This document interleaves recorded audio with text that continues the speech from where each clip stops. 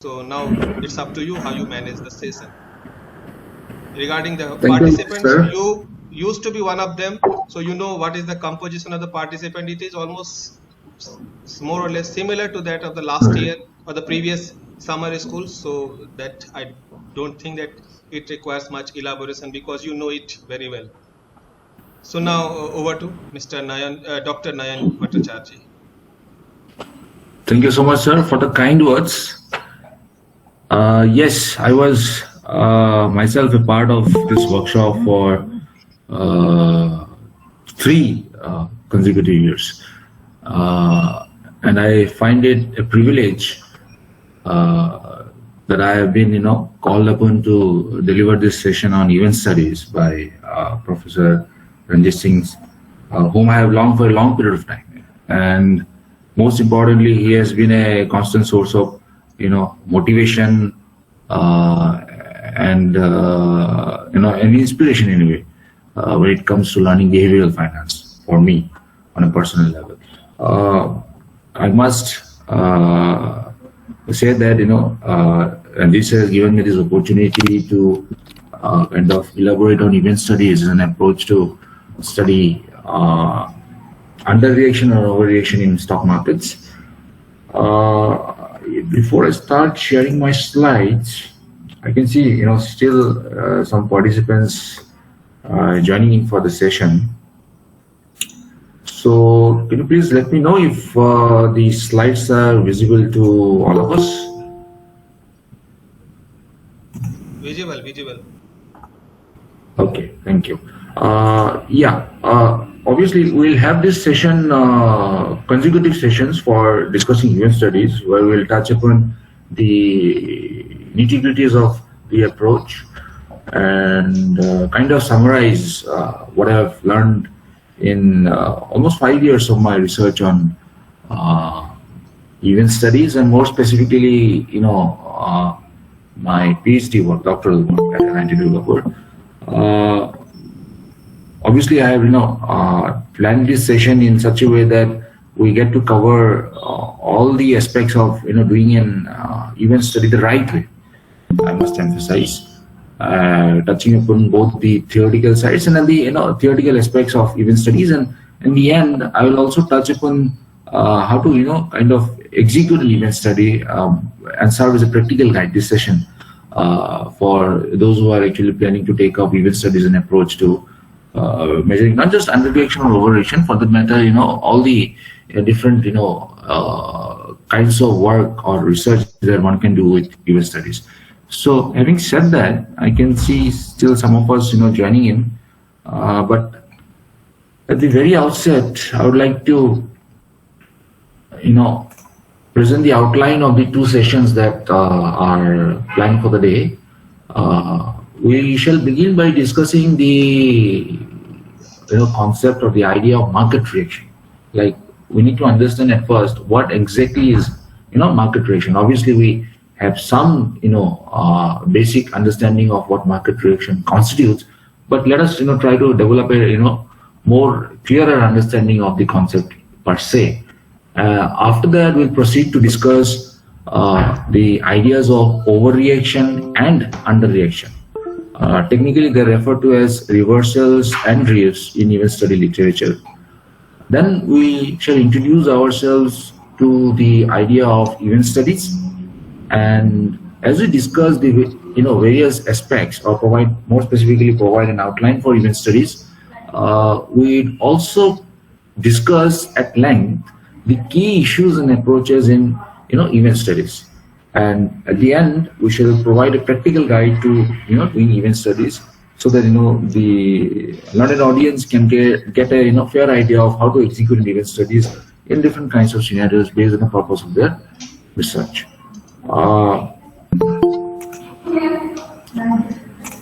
Let me go full screen so that it has the okay. If I kind of put this into context, just to develop a perspective of what exactly is a market reaction. I think this was in the news a couple of weeks back, to be more precise. There was a fire at a plant in Gujarat of this company called Deepak Nitrate, which is basically a chemical company, listed company. So this fire, that was reported on the 2nd of June, around 6 p.m. there was this fire, and the same day there was this exchange filing by Deepak Nitrate. As you know, all companies are supposed to provide all relevant or pertinent information to stock exchanges so that it can reach the, so to say, it can be in the public domain readily. So this information was shared with stock exchanges on the same day itself, and as a result, the preceding day, that means the succeeding day, that is on 3rd of June, when this report was prepared and reported in Business Standard, which is a leading business news newspaper in our country. So this this particular stock, Deepak Nitrate, was trading at 3.5% lower compared to a 0.7% rise in the S&P BSE Sensex.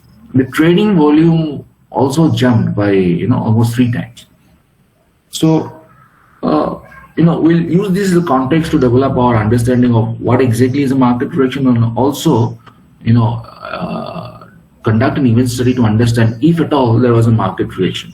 So this is the context in which we'll take first this discussion. So to understand market correction, we have to understand the efficient market hypothesis and how it actually impacts stock markets and the news flows that are quite routine in stock markets. So the efficient market hypothesis, for a detailed reading, one can actually refer to the work of Pharma 1970 and 1991, which elaborates on the efficient market hypothesis. The whole idea of efficient market hypothesis is that security prices, or more specifically stock prices, reflect all available information. So any information that is available will be reflected in stock prices. Now, the work of Roll back in 1988 argues that stock price changes can be explained primarily because of 3 factors. The first being macroeconomic variables. So when we say macroeconomic variables, typically we refer to these macroeconomic ideas like GDP growth, inflation numbers, and so on. Yes, the information about the industry in which the firm operates. That means, for example, if Deepak Nitrate is operating in the chemical sector, anything that influences the chemical sector as a whole might have an impact on stock prices. And lastly, we have the firm-specific corporate news. That means, those news flows which are kind of related to a specific stock. For example, this fire incident is related to Deepak Nitrate only.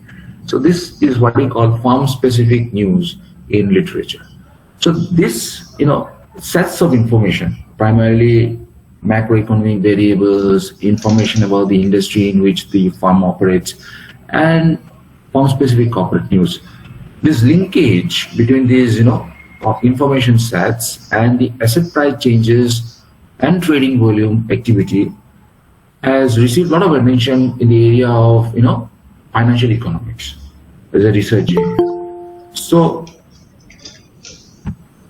Ryan and Teffler back in 2004 described the capital market information environment to be rich and complex, where the information flows not only occur from the side of the businesses or corporates themselves, that means the firm, but other sources as well.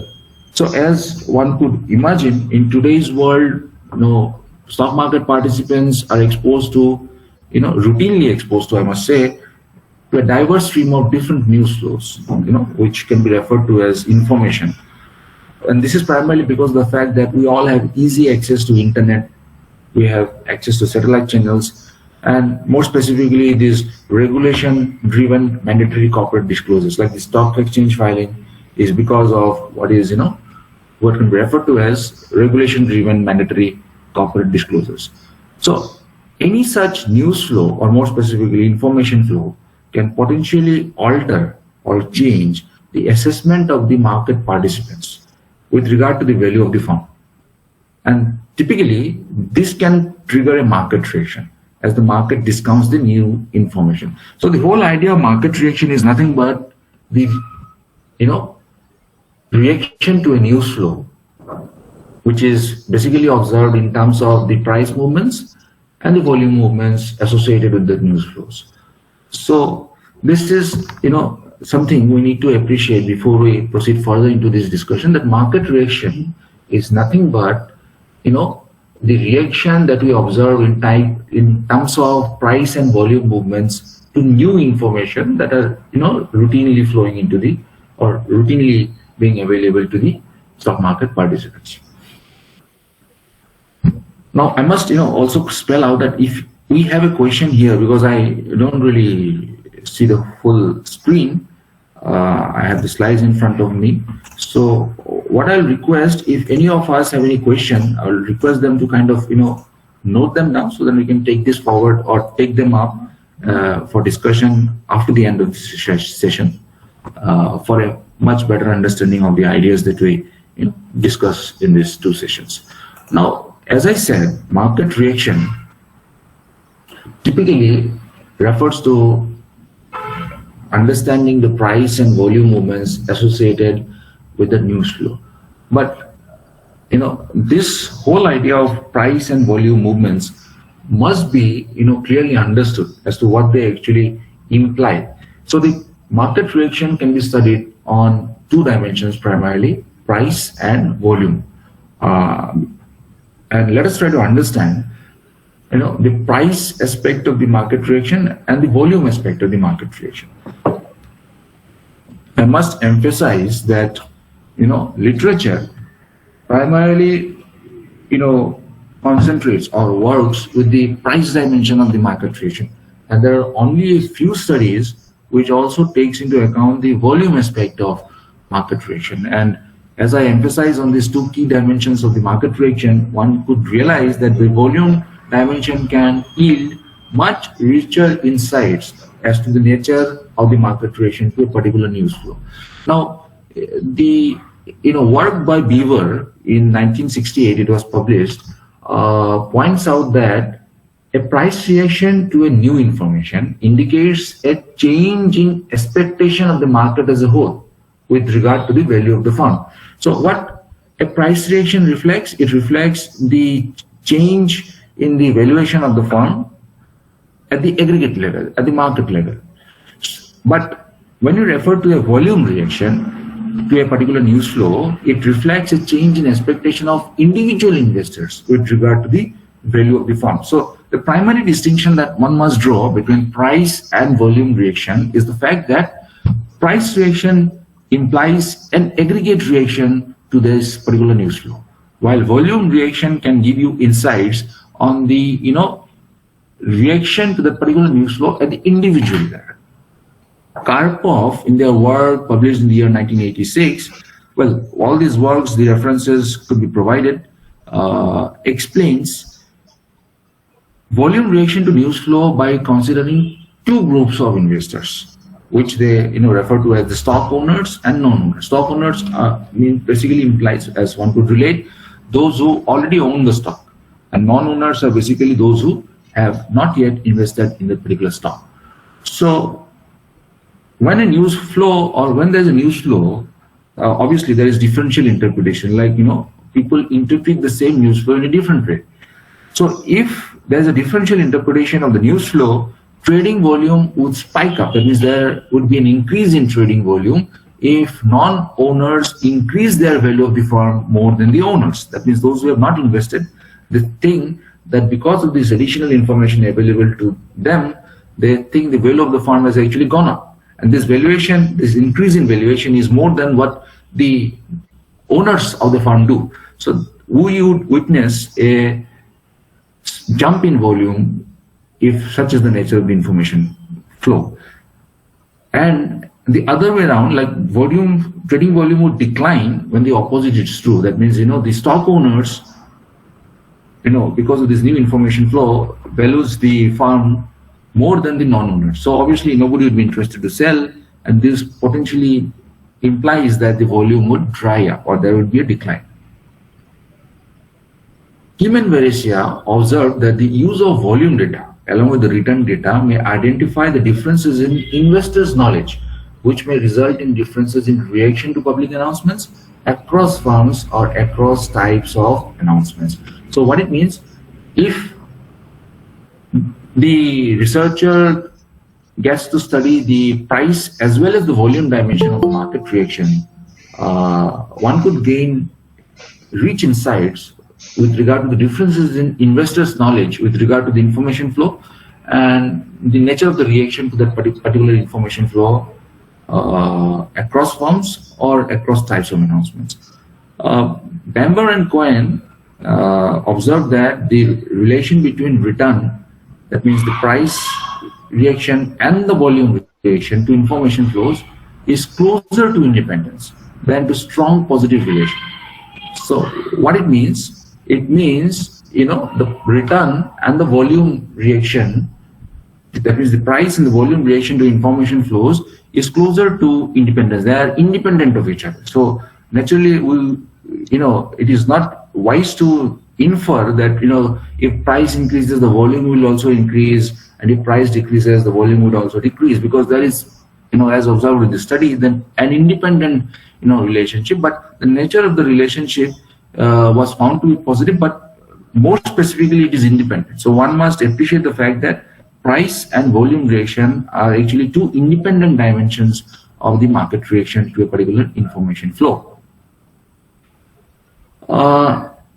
So what is the second take from this discussion? Thing is that the market reaction can be studied or has to be studied from two perspectives, not just the price reaction to a particular information, but also the volume reaction to a particular information can give you much richer insights as to the nature of the reaction across investor groups.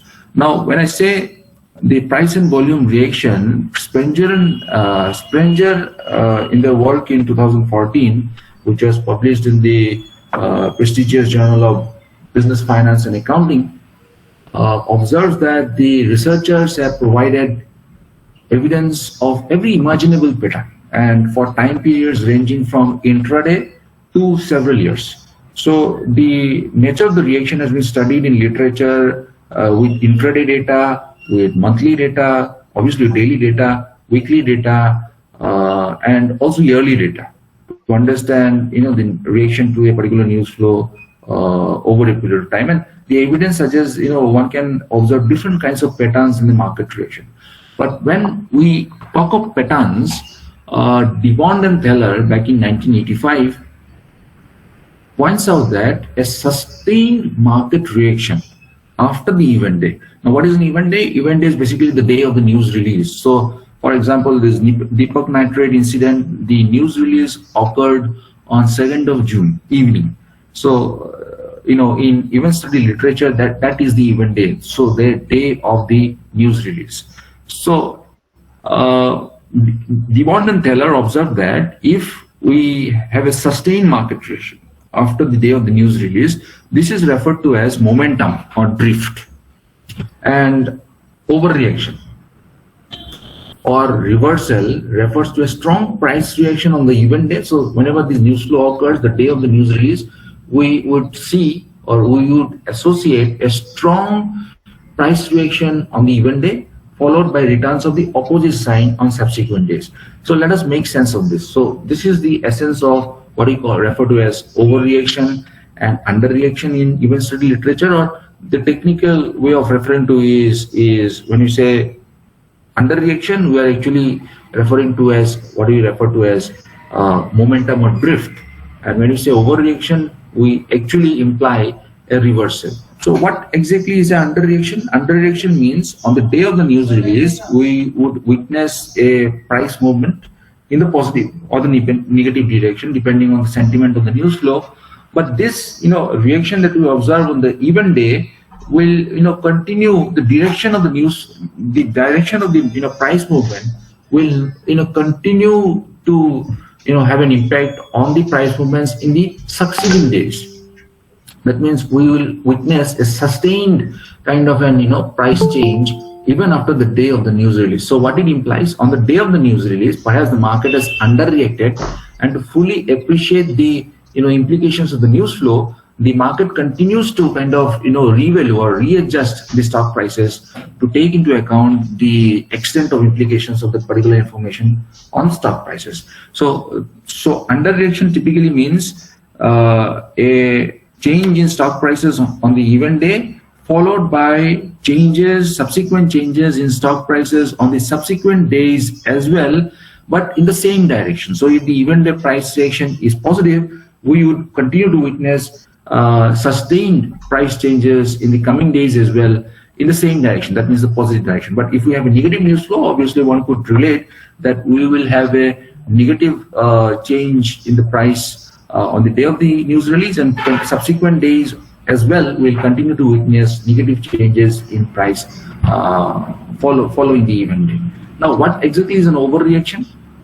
The overreaction or reversal refers to the fact that on the day of the news release, we have a strong price reaction, but that price reaction is actually, so to say, reversed. So, for example, there is a good, news in a particular counter or in case of a particular stock. What we observe in case of an overreaction, on the day of the news release, we'll have a strong positive change in the counter or in the stock prices. But after that, the subsequent days, we will see reversal. That means if there's a positive change in prices on the day of the news release, subsequent days we'll observe that this trend is actually reversed. That means we'll have negative price movements, or the share prices will actually decline in the subsequent days. So to sum up, overreaction typically means on the day of the price or on the day of the news release, the price changes in a given direction, but subsequent days we would witness a price change of the opposite direction.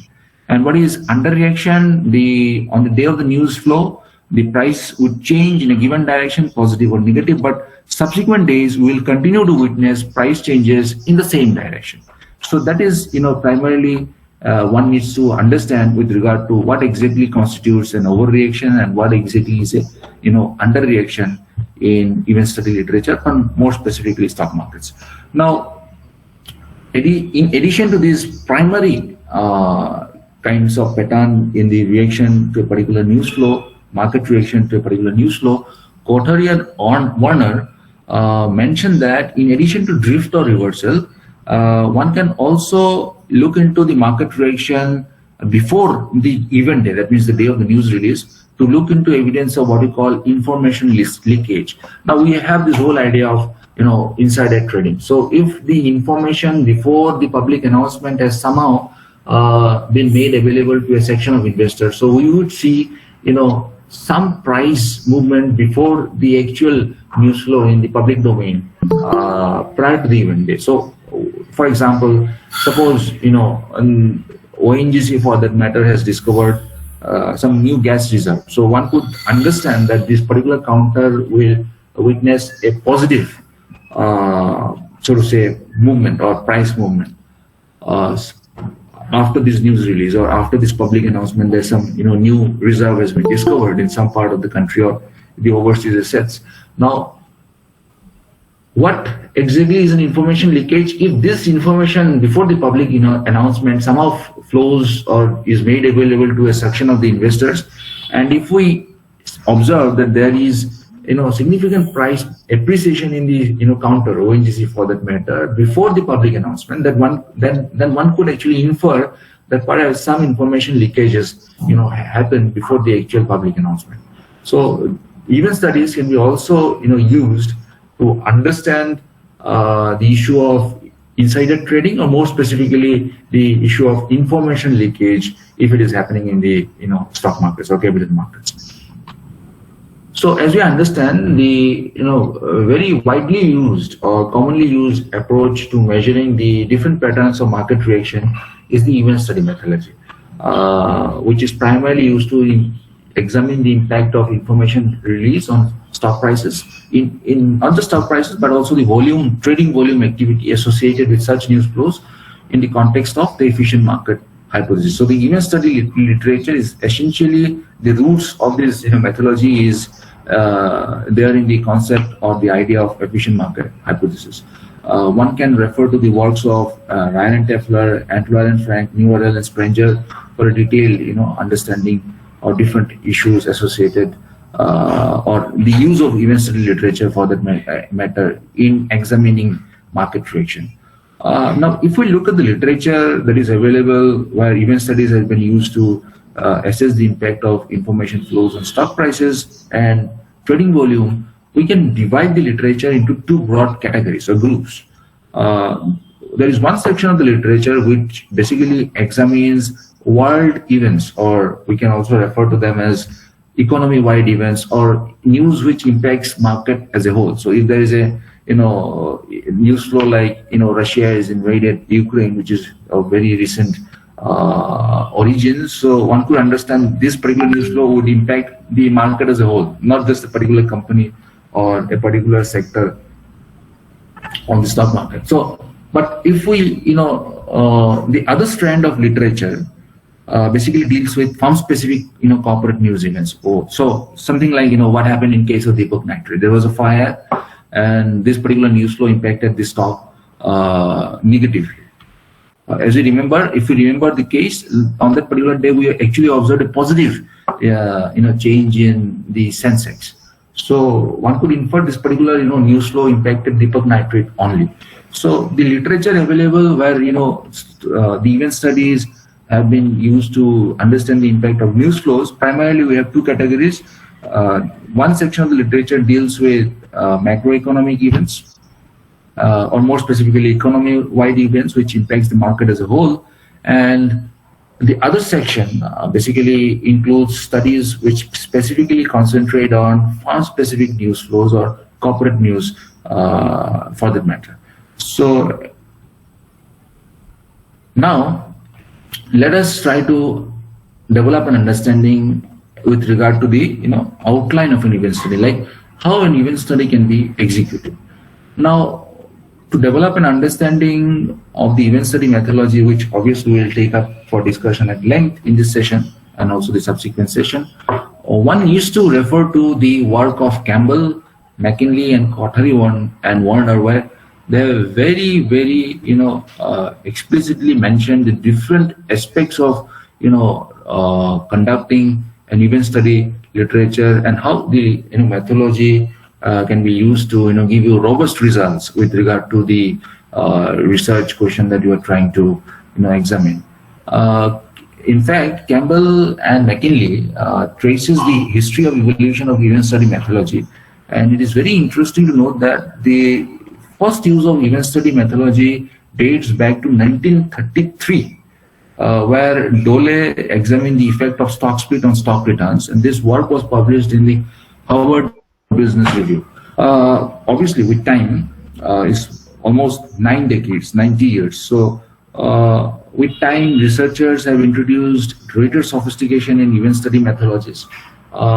Significant improvements included like removal of general stock price movements or separation of what we refer to as confounding events. What exactly is a confounding event? We'll discuss at length as we proceed in this session.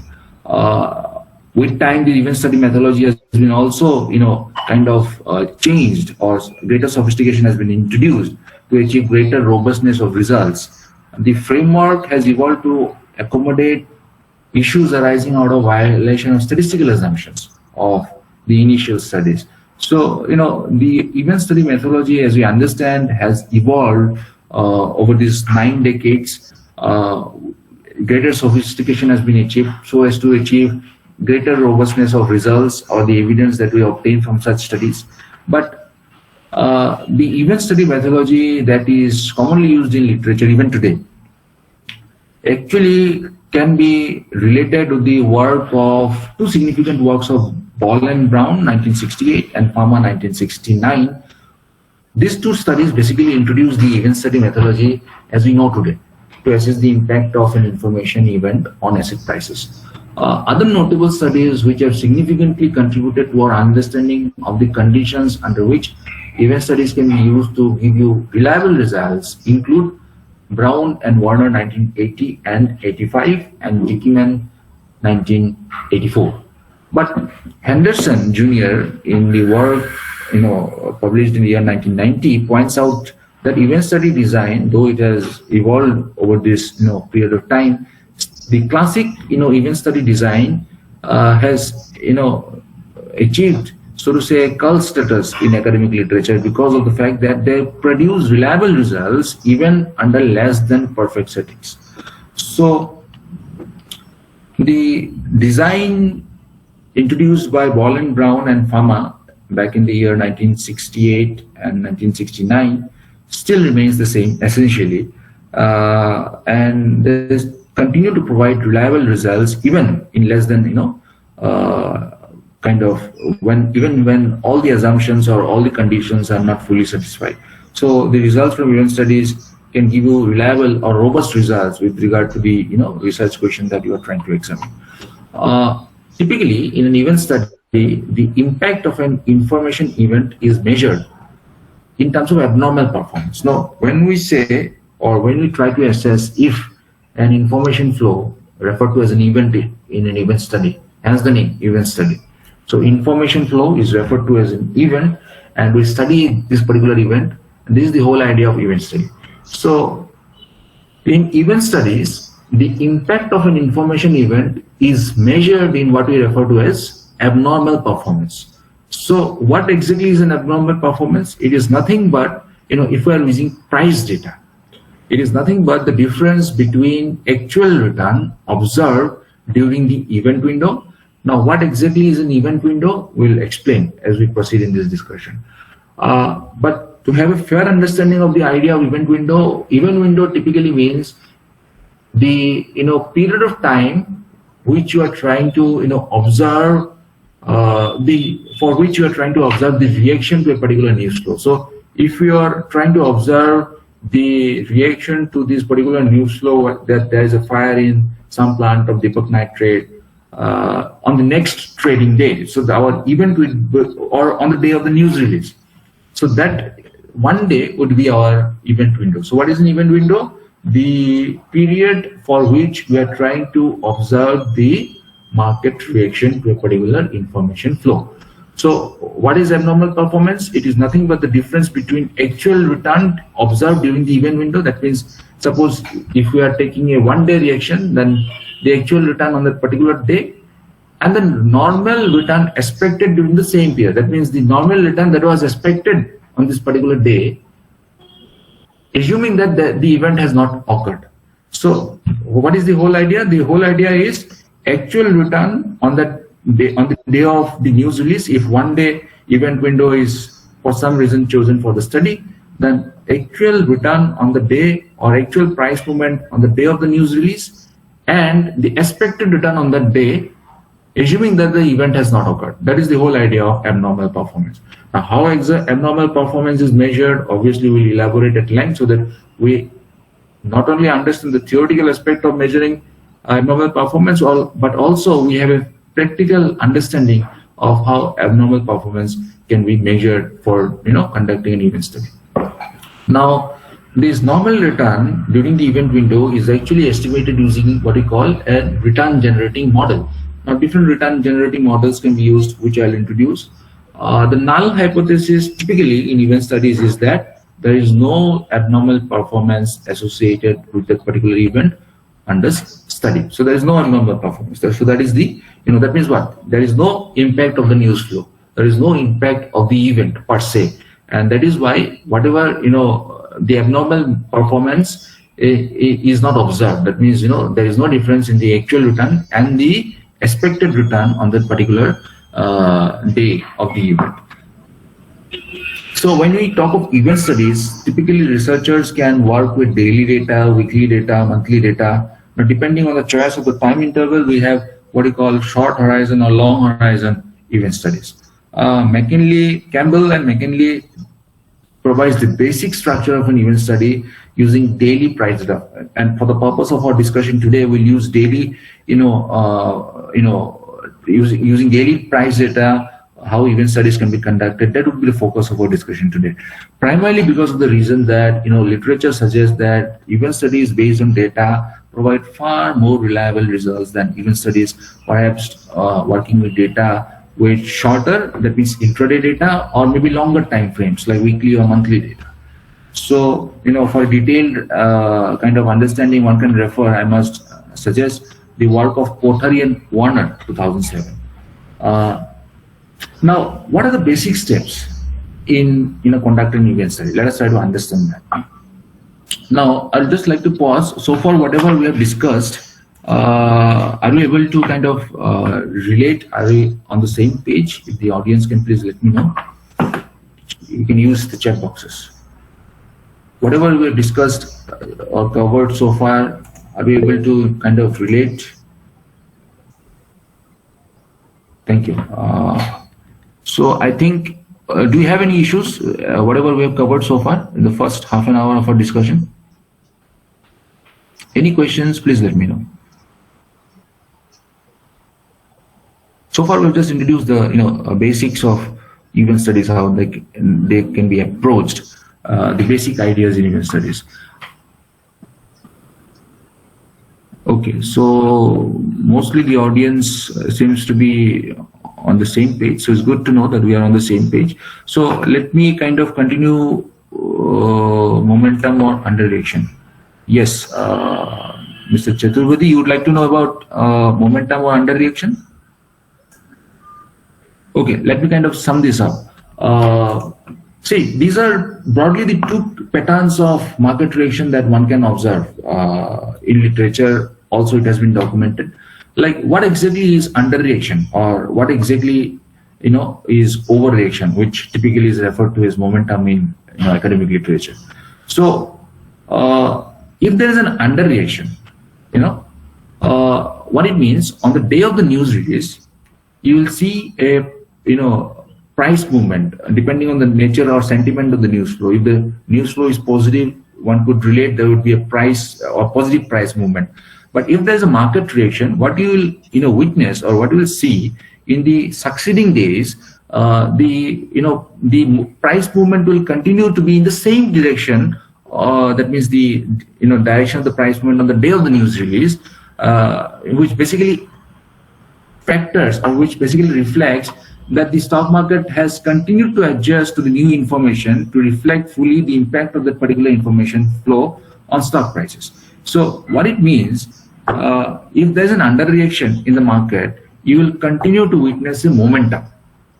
That means whatever was the direction of the price movement on the day of the news release, on the succeeding days also, you will continue to witness the price movements in the same direction. That means the initial price reaction was perhaps not sufficient to fully reflect the impact of the price, or to fully reflect the impact of the information flow on the prices. Now, in case of an underreaction, what you would kind of in case of overreaction, what you would actually witness on the day of the news release, you will see a significant change in prices. So if there's a positive news release, you will see a sudden increase in stock prices. But subsequently, you will witness price movements in the opposite direction. That means negative price movement. So what it basically implies, the market perhaps reacted or overreacted to the particular information flow in terms of assessing the positive impact of the news flow on stock prices. But after a while, or perhaps it realized that perhaps the impact or the positive impact is not to the extent it to the extent it preliminary assessment was, and accordingly the prices actually were again adjusted to reflect the actual impact of the information flow. So again, to sum up, what is underreaction? Underreaction means there is a news flow, there is a reaction to it, whether positive or negative depends on the nature of the news flow. But if there is an underreaction on the event day, you will continue to witness price movements in the same direction. That means the same direction of price movements that you witness on the event day. So that particularly reflects that the market has continued to adjust the stock prices to fully reflect the impact of the information flow on stock prices. But if there's a, so to say, overreaction, there will be initial jump in stock prices, but after that you will actually witness decrease in stock prices if the nature or if the sentiment of the news flow is positive. So what it means on the day of the news release, there's a positive increase in stock prices, but after that, the stock prices will actually reverse. So technically, in the literature, when we say underreaction, we refer to as, technically the pattern is referred to as momentum. And if there's overreaction, we refer to this, pattern of reaction as reversal, because whatever is the direction of the price movement on the day of the news release, subsequently the direction of the price movement would be in the opposite direction, hence the name reversal. And if there is an underreaction, what will happen? The price movements will continue to occur in the same direction of the price movements or the price movement that was witnessed on the event date. So kind of a momentum, or kind of what we also sometimes it is referred to as drift. So it will drift in the same direction. So am I able to kind of make it clear the distinction between underreaction or more specifically overreaction? Thank you. One more question is there: which one is more beneficial for a company? Okay, I'll take this question at the end of the session, so that after we're done with this session, we have the space and the time to deal with this question. But just to satisfy your curiosity, I must say that which one is beneficial, there is no one way of answering this. Why I say this, perhaps once we complete the discussion, we can discuss at length. But let me kind of put this question on hold, if you kindly allow, so that the other aspects of the discussion that is planned for the day can be taken up, and then perhaps if the time and space is available, we can perhaps discuss this interesting question: which one is more beneficial for a company, overreaction or underreaction? Is it okay, madam? Okay, thank you. So let me continue with this discussion and give you the introduction to the basic steps that are there in an event study. So whenever we plan an event study, the first thing that we need to kind of decide is define the event that we want to study. Whether we want to say we want to do a study on the impact of so to say accounting information flow, that means your earnings number that companies periodically report, more specifically quarterly, on the impact of accounting numbers on stock prices. So you need to have a clear definition, like what is the event for the purpose of the study. There are some studies which take up a specific event for the purpose of the study. I can give you a number of examples: earnings news release, stock splits, bonus issue, corporate name changes. Like sometimes the the company name is changed, so whether it has an impact, that kind of studies have been also conducted. And there is a very limited strand of literature which has studied not just one event, but they have tried to study the entire information environment, because as we understand, I'll obviously discuss this aspect at length, because this is something one needs to understand clearly when it comes to conducting event studies. But the first step in doing an event study is to define the event to be studied. What is the event that we are trying to examine? So that has to be defined.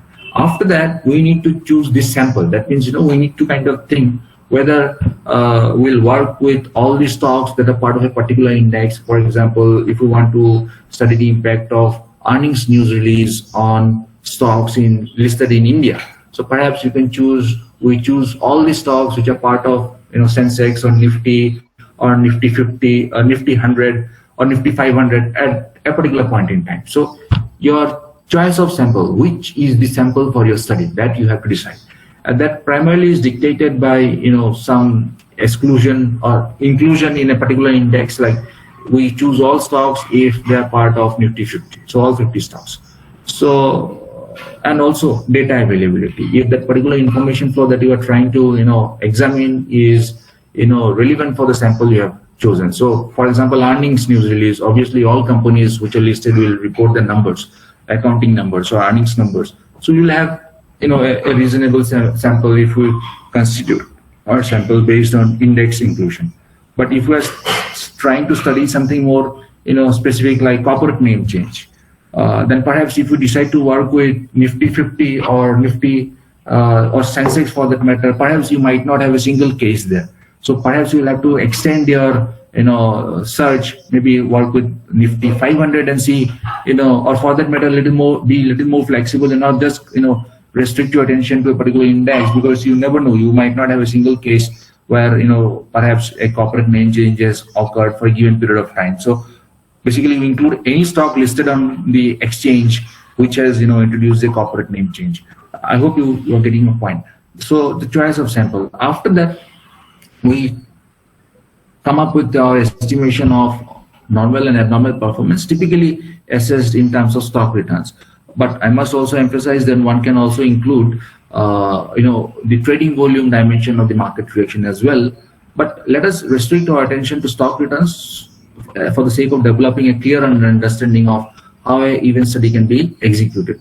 The same thing happens for the volume dimensions as well, but there are few other points with regard to conducting an event study with volume data that one needs to understand and appreciate. But typically the structure is, or the steps involved in an event study is same when it comes to using price data and volume data.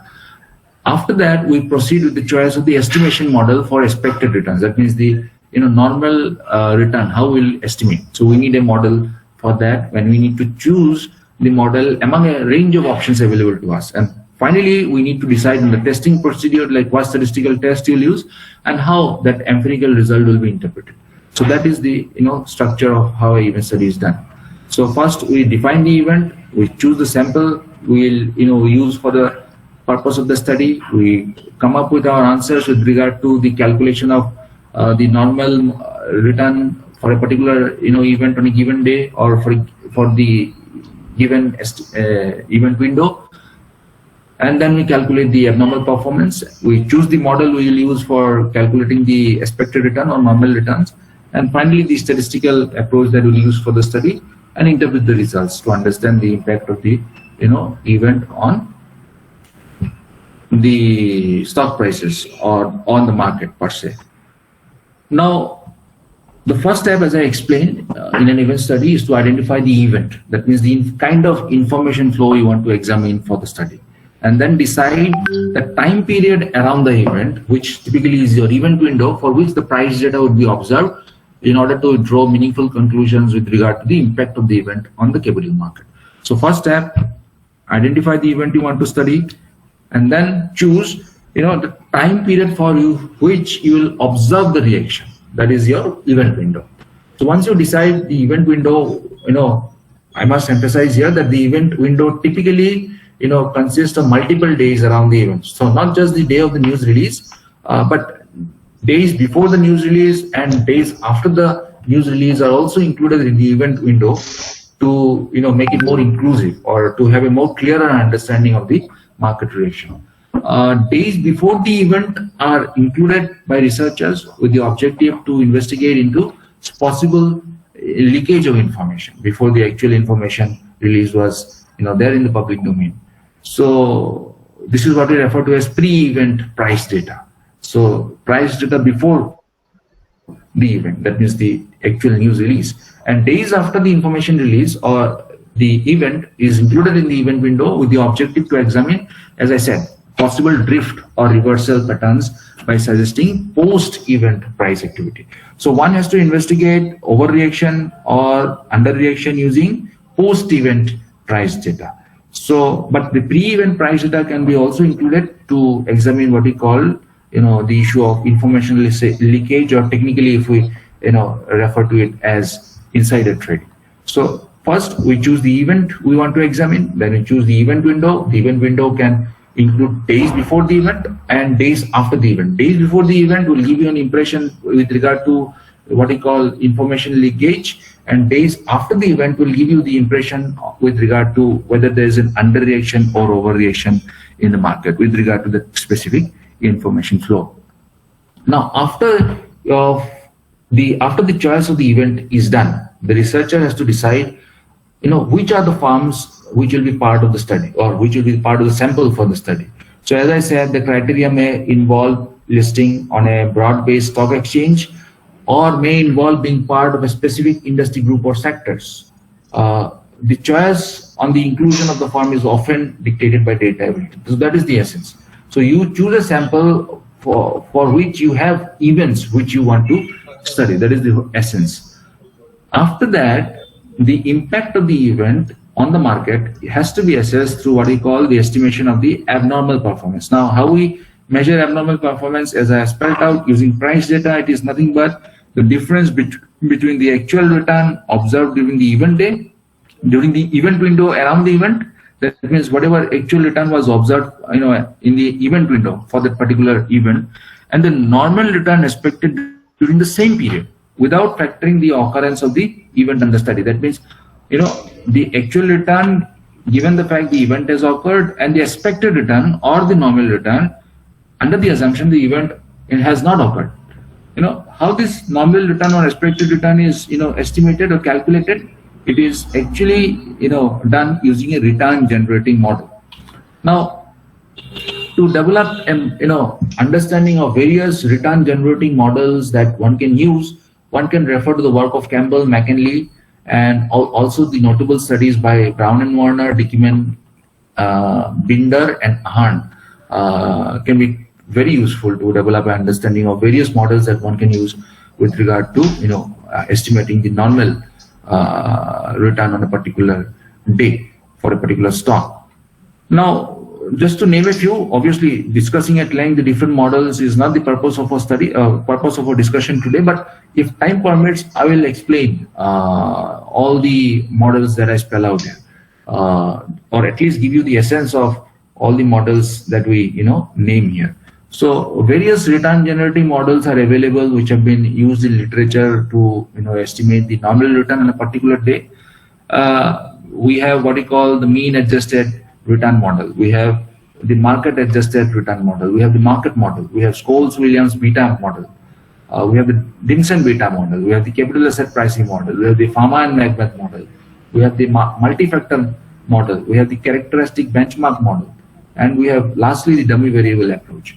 Now, all these models are there, which researchers have used in literature, but as is the purpose of this particular discussion, I will perhaps give you a kind of practical guide as to which model a researcher may use for the purpose of their study, and with justifications. So these are the models which I have spelled out. If time permits, I will revisit these slides and spell out how the essence of these models that I have perhaps introduced. Now, once the selection of the normal performance generating model is done, the researcher has to decide on the estimation window. Now, what exactly is an estimation window? One needs to understand. Now, the event window is typically the period for which you are trying to observe the market reaction.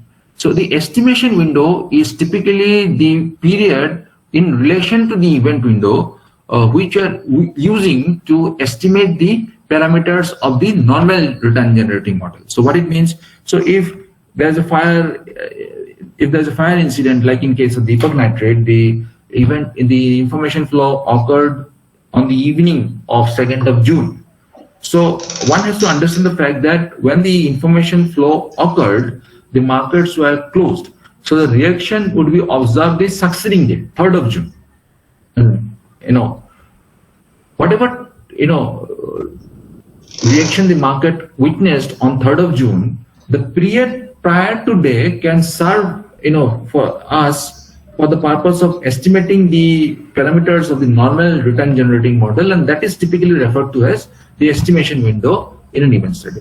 So what is an estimation window? It is basically the length of time the researcher decides to use for finding or estimating the parameters of the normal return generating model, and this period is typically prior to the event or the event window. Why? Because if we include the event window in the estimation window, then perhaps the influence of the event would make the estimates of the normal return generating model biased. So just to sum up this part of this discussion, what is an event window?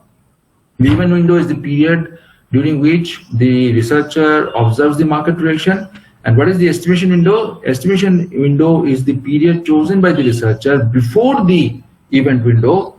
What is the purpose of this period? The period serves the researcher in order to estimate the parameters of the normal return generating model. So if we use this diagram, the understanding would be a lot more clear. So what is estimation window? The estimation window is typically used for estimating the parameters of the normal performance generating model, where the length of time ranges from T1 to T2. So this is your estimation window. So a period prior to the event. So that is your estimation window. And what is your event window? Typically, the day of the news release is referred to as event time, denoted here as 0, and days around the event. That means the pre-event window is referred to as T minus 0 minus T.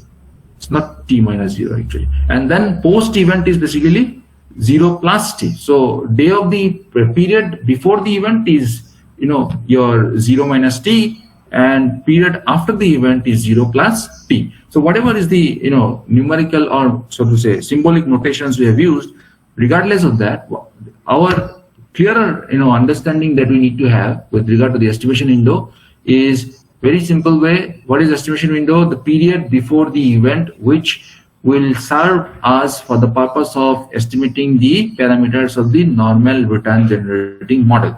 And what is the event window? The event window is nothing but the period which includes the day of the event, the period prior to the event, and period after the event, depending on the purpose of the study, to assess the impact of the information flow on the market. So that is the market creation we are trying to examine. Now, once the normal performance is estimated using some suitable model, the abnormal performance can be calculated as simply the difference between the actual performance observed and the normal performance thus estimated. Now, one has to aggregate the abnormal performance observed for all the firms in the sample to arrive at meaningful conclusion. So, what is the point? The point is, if we are trying to observe the impact of earnings news flow on the stock market. So if we have a sample of say Sensex 30, or the companies which are part of Sensex, or the stocks which are part of Sensex. So all the events in relation to these 30 stocks that are typically part of Sensex has to be the abnormal performance observed for all these firms has to be aggregated to arrive at a meaningful conclusion with regard to the nature of the impact. So whenever there is an earnings news flow, how it impacts the market. So we individually observe the reaction for each of the stocks where the earnings news flow was there, and then we aggregate these abnormal performance to arrive at the aggregate response, or the average response that we witness in case of this particular news flow. Drawing inferences based on a single event is not the right thing to do when it comes to conducting event studies. Further, this aggregation might also be required if somehow the timing of the event is not known to us. For example, there may be event where you do not have sufficient information available as to exactly when this information flow occurred to the market. So in that case, you may have to tentatively use a longer time frame to accommodate the possible so to say news release during which this during the period which this particular news release occurred in the market or in the public domain. So obviously, as you understand, the null hypothesis to be tested is that there is no abnormal performance associated with an event under study. The empirical results presented using the econometric design usually provides insights on the effect or the lack of effect of the event under study. So one must know that typically event studies are done to assess the impact of an information flow on the stock markets, but if the null hypothesis is somehow not rejected, we would conclude that particular kind of event has no impact on on the stock prices, or more specifically, that kind of information flow does not invite any market reaction for that purpose. Now, when we do event studies, we have certain statistical considerations, typically which we must keep in mind when we are using daily data. And this discussion has been very thoroughly done in the work of Brown and Warner 1985, where they have observed the statistical properties of daily stock returns and more specifically daily abnormal returns. And they have highlighted some statistical issues with regard to non-normality of daily stock returns and daily abnormal returns, potential bias in ordinary least square estimates of market model parameters due to presence of what we call non-synchronized trading. So non-synchronized trading is typically what we refer to as infrequent trading. So trading happens on Monday, then Tuesday, Wednesday, there is no trading. So that would be a case of non-synchronous trading. Estimation of the variance to be used in hypothesis test. So which variance to be used when it comes to conducting your statistical test to accept or reject the hypothesis. The effect of autocorrelation in daily abnormal returns for hypothesis testing typically over multi-day intervals, and of variance increase around the days of the event. That means whenever there's a news flow, we observe there's an increase in variance of stock price movements or volume movements. So how do you address these issues besides the effect of what you call cross-sectional dependence of excess returns due to event day clustering on variance estimation? Now there are these are very critical issues with regard to conducting an event study using daily data. But as is the purpose of today's discussion is to give you a practical guide to doing an event study, we not only give you a perspective on the questions one needs to have in mind, like what are the issues, what are the challenges in doing reliable event studies, but also we'll try to provide you the answers to these questions, like how do we address this statistical issue. So that is the objective of today's session. So not just to introduce you to the issues, but also to introduce you to the approaches that one can adopt to kind of address these issues. So this brings us to the next part of our discussion, which is basically the key issues in event studies. I believe the time for the break has come. Ranjit sir, if you can please confirm. I think the time has come for the break. Okay, sir, we can take a break. Okay, so the break is for 15 minutes, right? Right. Okay, so let us come back at 11:15 where we'll continue the discussion that we have started in the first session. But this session is critically important because here we provide the answers to all the issues that typically has been observed in literature spanning across 90 years, that means 9 decades. And we'll try to answer these issues and provide you a more practical guide with regard to how we can do effective event studies to come up with reliable evidence on the particular information event of interest and perhaps get them published in high quality journals. So the next part of discussion will deal with the key issues in event studies, and then once we have a clearer understanding of the key issues and more specifically how to kind of address these challenges in doing an event studies with reference to the literature that we have at our disposal, and then we'll try to develop a practical guide with regard to how we can actually execute an event study using a case, and also taking reference of one of the research papers that we have published in a reputed journal, and we'll see how we can use this discussion that we have been doing so far to actually execute an event study using that particular case approach. So thank you for all the patience and the attention in the first session. We'll continue the discussion in the second session. We'll assemble at the scheduled time of 11:50.